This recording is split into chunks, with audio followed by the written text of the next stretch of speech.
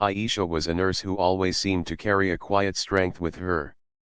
She was not rich, not powerful, and not someone who would ever be noticed in the newspapers.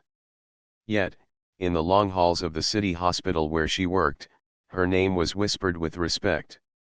Other nurses knew her as the one who never gave up on a patient, no matter how long the night stretched or how tired her eyes looked. It was one of those endless nights when her story truly began. The rain had started in the evening and continued without pause. The city outside the hospital windows was drowned in water and traffic jams, but inside, the ward was full of its own storms, patients in pain, relatives worried, and doctors rushing from room to room. Aisha tied her hair back, slipped on her gloves, and checked on her patients. Her hands were gentle, her smile soft, but inside she was exhausted. She had been working double shifts for weeks because she needed the extra pay. Her rent was late, her younger brother was in college and depending on her, and the bill seemed endless. Yet she never let the patients see her struggle. Close to midnight, an ambulance siren pierced the night and rolled into the emergency bay. The nurses rushed to the entrance, and among them was Aisha. The stretcher came through with speed. On it lay a man, pale and unconscious, blood seeping through the bandages the paramedics had tied around him. His breathing was shallow, and his pulse weak. The senior doctor called out quickly, "We need type B negative blood now." The nurses froze for a moment. B negative was one of the rarest types, and the hospital's blood bank had already been running low for weeks. The staff scrambled, checking the inventory, calling nearby centers, but the answers came back the same: empty shelves, long waits, and no chance of immediate supply. Aisha looked at the monitor and then at the man on the stretcher. She knew if something wasn't done within the next few minutes, they could lose him. Then she remembered her own blood type was B negative. She had never thought much about it before, only once or twice when she had donated during drives at the hospital. But tonight, it felt like the detail was written into fate. "I'm B negative," she said firmly, stepping forward. "I can donate. Take mine." The doctor looked at her, surprised. "Are you sure? You've been on shift all day. You'll be weak." Aisha nodded. "He doesn't have time. Please, just prepare it quickly." Within moments, she was guided into the donation room. She lay back as the needle slid into her arm, the tube filling with the crimson flow that would carry life into another body. She felt her heartbeat echo in her ears, but she kept her mind calm. She thought about the man in the emergency room, thought about the little boy she had seen running beside the stretcher, his son, perhaps eyes wide with fear. Minutes later, her blood was on its way to the operating room. The team moved swiftly, transfusing and stabilizing. Aisha was given water and told to rest, but her heart refused to rest. She walked quietly to the waiting area, where she saw the boy again. He was small, maybe 7 or 8 years old, sitting with his toy car in his hand, tears streaking down his cheeks. Aisha sat beside him, careful not to alarm him. She pulled a small sticker from her pocket. It was something she always kept for little patients, a simple smiley face. She handed it to him. "Your dad is very strong," she said softly. "The doctors are helping him. You'll see him soon." The boy nodded, his lip trembling, and clutched the sticker in his hand. Back in the ward, the doctors worked skillfully. The transfusion took hold, the patient's pulse grew stronger, and the color slowly returned to his face. Hours passed, but by the time the rain outside slowed and the first light of morning crept through the windows, the man was stable. He would live. Aisha, meanwhile, returned to her duties. She checked on the other patients, helped her colleagues, and did not mention what she had done. Her steps were slower than usual, her body light from the loss of blood, but she did not complain. When her shift finally ended at sunrise, she packed her bag, pulled on her worn-out coat, and stepped outside into the cool air. At the bus stop, she bought herself a small cup of tea from the roadside stall. She sipped it slowly, the steam warming her face. She thought about her bills again, her brother's fees, and the landlord's phone calls. But she also thought about the little boy's eyes, how they had softened just a little when she spoke to him. That, she decided, was enough to carry her through another day. What Aisha didn't know was that the man she had helped was not just another patient. His name was Daniel Rahim, a well-known CEO of a successful tech company in the city. More than that, he was indeed a single father, raising his son after the loss of his wife. He was admired in business circles but had kept his personal life private. To most, he was untouchable, wealthy, powerful, always in control. But last night, in the hospital, none of that mattered. His life had hung by a thread, and it was the quiet kindness of a tired nurse that had pulled him back.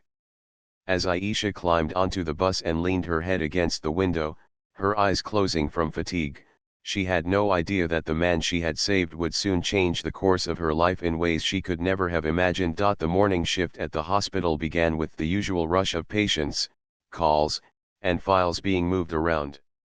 For Aisha, it was just another long day, though she felt weaker than usual after donating blood the night before. She walked slowly through the ward, checking each bed, adjusting pillows, and speaking softly to her patients. She never told anyone about her role in saving the emergency case last night. To her, it was just part of her duty as a nurse. But the hospital was buzzing with whispers. The patient who had been brought in so close to death had survived the night. The rumor spread quickly that someone on staff had donated blood directly to save him. Everyone wanted to know who it was, but no name was given. The senior doctor had made sure to keep it private. The important thing, he said to the nurses, is that the patient is stable. The rest doesn't matter. Aisha felt relieved to hear that. She wanted no attention.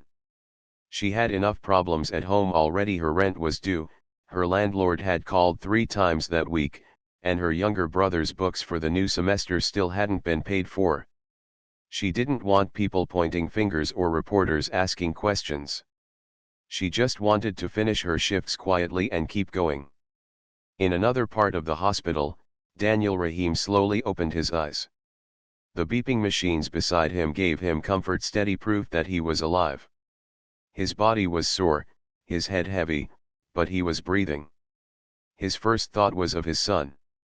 He turned his head slightly and saw Sammy asleep in a chair beside the bed, clutching a small toy car in one hand and a sticker with a smiley face in the other. Daniel's heart softened. He knew his boy must have been through a lot that night. Then he remembered the last thing he heard before fainting, the doctors calling for blood. He realized someone had donated to him directly. A stranger's kindness now flowed in his veins. When the doctor came in for rounds, Daniel asked at once, "Who donated? I want to thank them." The doctor shook his head kindly. "It was a staff member. They preferred to stay private. What matters is that you are recovering." Daniel did not push further, but in his heart, he felt a deep need to show gratitude. He was a man used to running companies, signing contracts, and giving orders. But this was different. His wealth and power had meant nothing last night. What saved him was something he could never buy: pure kindness. Later in the day, his assistant, Mr. Imran, arrived with flowers and documents. Daniel handed the bouquet to him and said, "Please give this to the nurse who helped. Even if they don't want to be named, let the staff know I'm grateful." The bouquet was delivered to the nurse's station, and whispers spread again. But Aisha kept her head down, filing reports, checking vitals, and avoiding eye contact. She didn't want her name linked to it. She quietly placed one flower in her pocket, not because she wanted recognition, but because it reminded her that kindness always finds its way back in small forms. Meanwhile, outside the hospital, news outlets had begun to hear the story. A well-known CEO had nearly lost his life, and someone from the staff had given blood at the last moment to save him. A local reporter called the hospital, asking for details. The administration refused to reveal the donor's name, but the story grew. That afternoon, as Aisha was leaving her shift, her phone buzzed. It was her landlord again. "If you can't pay by the end of the week," he said sternly, "I will have to ask you to leave. I can't wait forever." Aisha felt her heart sink. She promised she would find a way, but the truth was, she didn't know how. She had taken every extra shift possible, but the bills were always higher than her paycheck. She walked slowly to the bus stop, tired, worried, and carrying the weight of her family's needs. Back in his room, Daniel looked out of the window with his son sitting beside him. "Do you know why I'm here today, Sammy?" he asked gently. The boy shook his head. "Because someone gave me their blood," Daniel said, placing a hand over his chest. "Someone I don't even know. They saved me so I could come back to you." Sammy held his father's hand tightly. "Can we thank them, Baba?" "We will," Daniel said. "One day we will." The next morning, Daniel was discharged. He walked slowly, with his son holding his hand.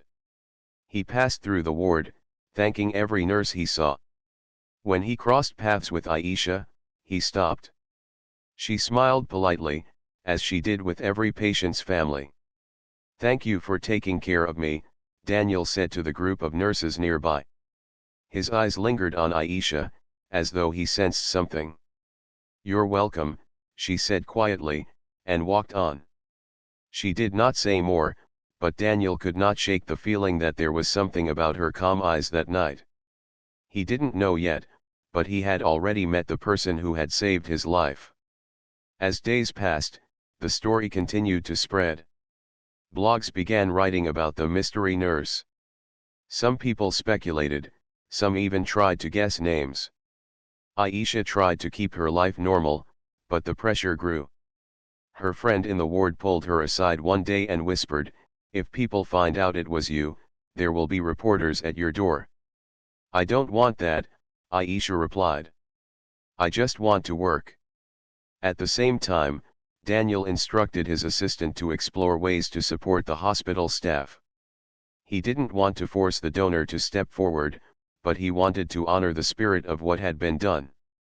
He suggested creating a wellness fund for nurses, extra meals during long shifts, transport passes for those who worked late, and help for emergencies.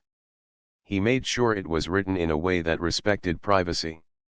For him, gratitude didn't need names. It needed action. But life for Aisha was not easing. She tried to ignore the rumors, but the pressure of her rent and her brother's education weighed heavily. Each night, she looked at the hospital ceiling lights and wondered how long she could keep balancing everything. She had no idea that Daniel was already moving pieces behind the scenes, pieces that would soon touch the hospital slowly return to its usual rhythm, but the story of the mystery nurse would not go away. Outside, the city newspapers carried headlines about the dramatic rescue of a famous CEO, and social media was filled with guesses about who had given their blood that night. Inside the hospital walls, nurses and staff continued their routines, though the buzz lingered in every corridor. Aisha, as always, kept her head down. She moved quietly between rooms, adjusting 4 lines, checking pulses, and noting charts.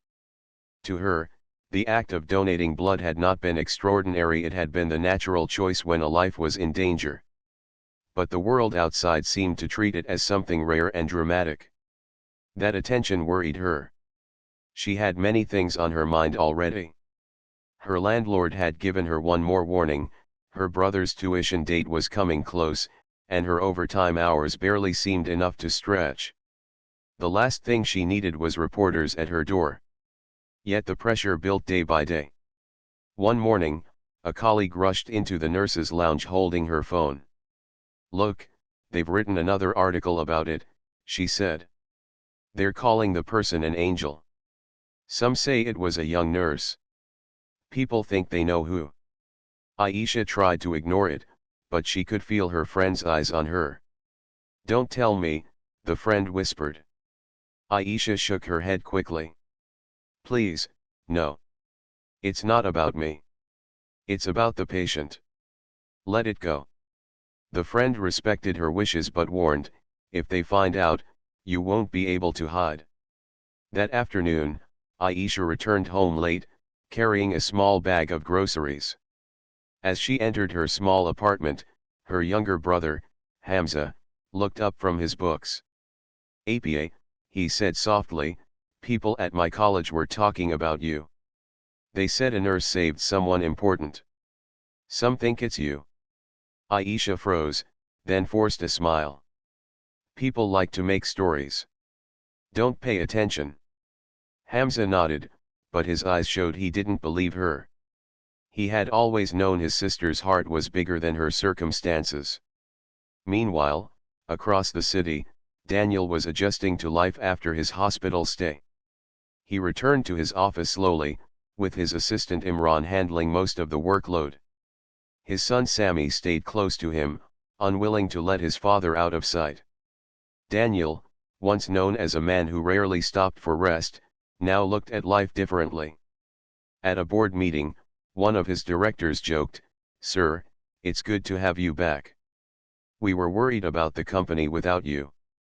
Daniel replied calmly, "The company will always go on. But life doesn't wait. One night can change everything." After the meeting, he called Imran aside. "Set up a fund for hospital staff," he said. "Focus on nurses. Meals, transport, scholarships. Don't put my name on it. It's not charity, it's gratitude." Imran nodded. He had worked with Daniel long enough to know when his boss was serious. But Daniel's gratitude wasn't limited to writing checks. He still longed to meet the person who had given him blood. He asked the hospital administration again, but they refused to reveal the identity, respecting the donor's wish for privacy. Daniel respected that, but the feeling in his heart only grew stronger. Whoever had done this had not just saved his life, they had given him more time with his son. That was something beyond price. The turning point came a week later. A small blog, desperate for attention, posted an article titled, "We found the nurse who saved the CEO." The piece had no proof, but it included a photo taken in the hospital corridors. The blurry picture showed Aisha in her uniform, walking quickly with files in her hand. Within hours, the article spread. Reporters began calling the hospital. Some even showed up at the reception desk, asking to speak to the hero nurse. That day, while Aisha was preparing medication for a patient, she noticed two people with cameras near the ward door. A patient's relative, excited, pointed toward her. "That's the one," he said loudly. Aisha's heart raced. She lowered her eyes and walked away quickly, pretending not to hear. But the cameras followed her steps. A colleague rushed to block them, scolding the reporters for disturbing patients. By the end of her shift, Aisha was shaken. She returned home and told Hamza, "If they keep chasing me, we might need to move." Her voice was low, tired, but determined. She did not want fame. She only wanted peace. The next day, the hospital management decided to act. They held a press briefing, not to reveal her name, but to redirect the attention. The spokesperson said, "What happened was a reminder of the importance of blood donation. This is not about one person. It is about all who give selflessly. We encourage more people to step forward." Aisha was relieved. For a moment, it seemed the pressure might ease.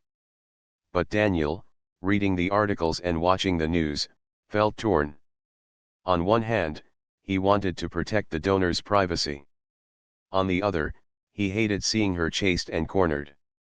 He asked his assistant to call the hospital and issue a statement on his behalf. "I owe my life to a donor who wished to remain private. I ask the media and the public to respect that wish. Gratitude can exist without a name. Let us honor kindness by protecting it." The words were published in the papers, and for a while, the reporters slowed down. But for Aisha, the experience had already left a mark. She realized that even the quietest kindness could echo louder than she expected. Despite the chaos, she did not regret what she had done. Each time she thought of Sammy's small face that night, clutching the sticker she had given him, she knew she had made the right choice. Yet her personal struggles remained. The rent deadline was 2 days away. The landlord's tone grew harsher. She sat late into the night with her brother, calculating every coin. Still, the numbers didn't match. As she laid her head on the table, exhausted, she whispered a prayer. Little did she know that life was already moving in her favor in ways she couldn't see. Because Daniel, the man she had saved, was not finished. He had promised himself to do more than send money. He was quietly working on something bigger, something that would one day reach her door, not as unwanted attention, but as a hand of support. The week after the media frenzy, the hospital administration held a special meeting. The head nurse gathered her team and explained, "We need to protect our staff from pressure. Reporters want a story, but we will decide what to share. Nobody should be forced into the spotlight." Aisha listened quietly, grateful for the support. But she also knew the situation wasn't going away easily. Even though the hospital had issued statements, the curiosity outside remained strong. Some people even started waiting near the hospital gates to spot the nurse. One morning, as Aisha arrived for duty, she saw two strangers with cameras standing outside. They looked at every nurse entering, whispering, and taking notes. Aisha pulled her scarf tighter and walked quickly past them, keeping her eyes down. She hated attention. Inside the hospital, her close friend Sana whispered, "They are still looking for you. You can't keep hiding forever." Aisha shook her head. "It's not about me, Sana. I don't want to be known. I just want to work."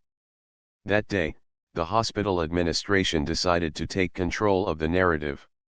They planned a small press event to talk about the importance of blood donation. Instead of revealing who the donor was, they wanted to highlight the larger message, that anyone could step forward to save a life. When the head nurse asked who could speak on behalf of the staff, several eyes turned toward Aisha. She froze. "No," she said quickly, "I don't want to," but the head nurse reassured her, "Not to reveal yourself, just to speak in general. You're calm with words. People will listen." After thinking for a night, Aisha agreed. She realized that if she spoke about the value of donation, maybe it would shift the focus away from her identity. The day of the event arrived. Reporters gathered in a small hall at the hospital. Cameras stood ready, flashes clicking, and the air was thick with curiosity. Daniel also came with his son Sammy, sitting quietly in the audience. He had insisted on attending, not as a CEO, but as a grateful patient who wanted to show respect. When Aisha walked to the stage, she felt her hands tremble. But she took a deep breath and began in a soft, steady voice, "Many people think saving a life takes something extraordinary. But sometimes, it is as simple as giving what is already inside you.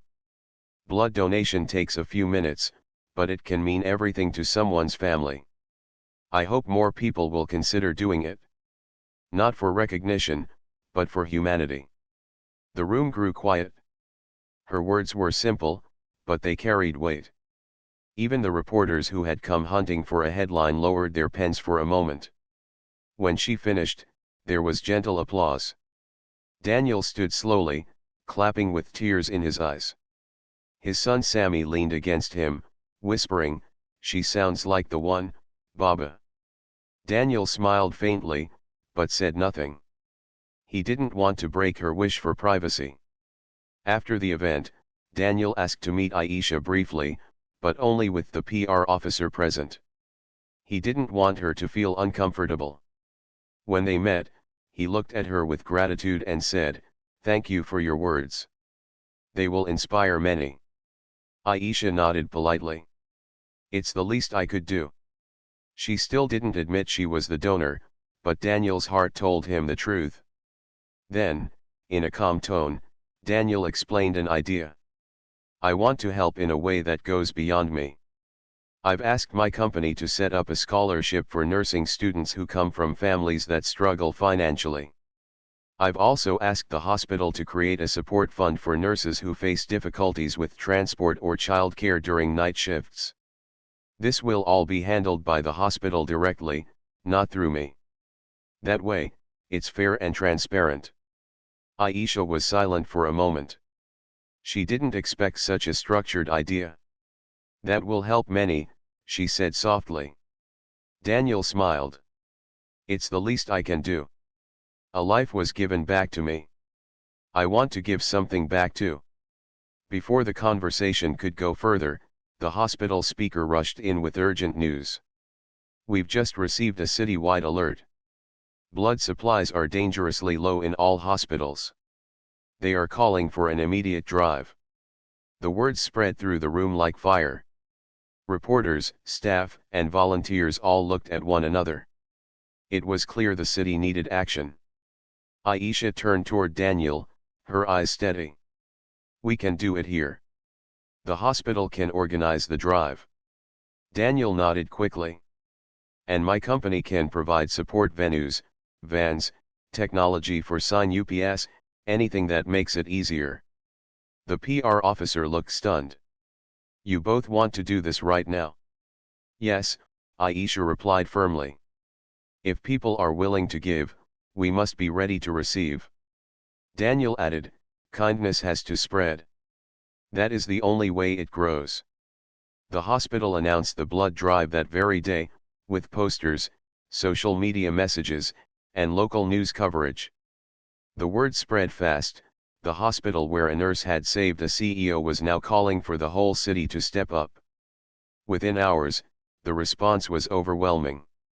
Students from colleges, workers from nearby factories, teachers, drivers, and shopkeepers lined up outside the hospital, ready to donate. Some came because of the news story, others because they had once needed blood themselves. Aisha stood at the registration desk, greeting donors with a warm smile and calming those who were nervous. Daniel's company provided food and drinks, while Sammy, the little boy, walked around handing bottles of water and saying shyly, "Thank you for helping, like someone helped my dad." For the first time in weeks, Aisha felt her heart lighten. She saw that her quiet act had become something much bigger than her. It wasn't about her name anymore, it was about the spirit of giving that had awakened in the city. But in the back of her mind, her personal worries remained. Her rent was still due. Her brother still needed his books. And though the blood drive gave her hope, she wondered how long she could continue living under so much strain. Little did she know, this event was only the beginning. Because Daniel, the man she had saved, was not done, the blood drive turned into something far greater than anyone had expected. By the end of the first day, the hospital's storage units were nearly full. On the second day, they had to call other hospitals to collect the extra supply because donors kept coming. People from all walks of life stood in line: university students, taxi drivers, shopkeepers, and even retired teachers. Many said they came after hearing the story of a nurse who gave her blood to save a stranger. The city's news outlets covered it warmly this time. Instead of chasing after Aisha, they wrote about the collective kindness of the people. The headlines read, "From one life to many, city responds with love." Aisha stood in the donation hall, guiding nervous first-timers. She showed them how easy the process was, explained the safety steps, and reassured them with her gentle voice. Her presence kept the environment calm. For her, it wasn't about being seen, it was about making people comfortable enough to give. Daniel was there too, not as a CEO but as a volunteer. His company provided snacks, transport vans, and registration software to manage the growing crowd. He didn't stand apart like an executive, he rolled up his sleeves and carried water bottles to donors, thanking each one. His son Sammy also moved through the hall, handing out small thank you cards he had drawn with crayons. One of them had a big heart and the words, "You saved someone's dad, like someone saved mine." The atmosphere was filled with warmth and humanity. For Aisha, it felt like a small miracle. What began as a single act in a moment of crisis had now grown into a movement that touched the entire city. By the end of the week, the hospital reported that blood supplies had not only been restored but doubled. Neighboring hospitals, too, received enough to handle emergencies. It was a success no one had predicted. But while the city celebrated, Aisha's personal struggles still weighed on her heart. At home, her landlord knocked on the door again. "Last warning," he said. "If the rent is not cleared by tomorrow, I cannot let you stay." Aisha nodded quietly, holding back tears. She didn't tell her brother how worried she was. Instead, she encouraged him to keep studying, promising that somehow things would work out. The next morning, when she arrived at the hospital, she was surprised to see Daniel waiting near the entrance. He greeted her politely. "Good morning, Nurse Aisha," he said. She was cautious. "Good morning, sir. Is everything all right?" Daniel smiled warmly. "Yes, everything is more than all right. I came because today the hospital is announcing something important, and I wanted you to be here." Confused, Aisha followed him to the main hall, where staff, reporters, and volunteers had gathered. The head of the hospital stood at the podium. "Today," he announced, "we are proud to launch the Rahim Nursing Scholarship, made possible through a partnership with Mr. Daniel Rahim's company. This program will support nursing students from low-income families, providing tuition, books, and living assistance. In addition, we are starting a wellness fund for our hard-working nurses, covering transport at night, emergency childcare, and medical support." The hall erupted in applause. Many nurses were in tears. Aisha stood frozen, overwhelmed by what she was hearing. Daniel stepped forward to speak. His voice was calm but carried deep feeling. "There are moments in life that remind us of what truly matters. I am alive today because someone chose kindness over comfort. That act cannot be repaid, but it can be honored. This scholarship and fund are not gifts, they are investments in the very people who hold up our hospitals every single day." The audience clapped again. Reporters scribbled quickly, but for once the focus was on the program, not on searching for the identity of the donor. Later, when the crowd had dispersed, Daniel walked over to Aisha privately. His assistant Imran stood nearby, and even Sami came along, holding his father's hand. Daniel looked at her steadily. "You may never want to be recognized, and I respect that. But I know what you did for me. I won't say more, only this: thank you for giving me more time with my son." His eyes glistened as he spoke. Sami stepped forward shyly and wrapped his arms around Aisha. "Thank you," he whispered. Aisha knelt down to meet his eyes. She smiled softly, placing her hand on his shoulder. "Your father is strong, and so are you. Take care of him." Sami nodded, still holding her hand. Aisha's heart felt lighter than it had in months. For the first time, she realized that her act had not only saved a man, it had touched a child's future, too. Days passed, and life slowly found balance again. The reporters lost interest when no names were revealed, and the hospital grew calmer. The scholarship and fund were launched officially, with dozens of nursing students already applying. One evening, Aisha received a letter from the hospital. She opened it nervously, fearing it might be another bill. But instead, it was an acceptance letter. She had been selected for the new critical care certification program under the scholarship. The program would cover her tuition, and part of her living costs too. Her eyes filled with tears as she read the words. She thought of her brother, who would now continue his studies without fear of her failing to provide. She thought of the nights she had spent worrying about rent. And she thought of that one decision to step forward and donate her blood, never knowing where it might lead. Her landlord, too, softened after hearing the news of her scholarship. "I didn't know you were involved in something so important," he said awkwardly. You may stay. Take your time. For Aisha, it felt like life was finally giving her room to breathe. Months later, the hospital organized an annual awards ceremony to honor staff.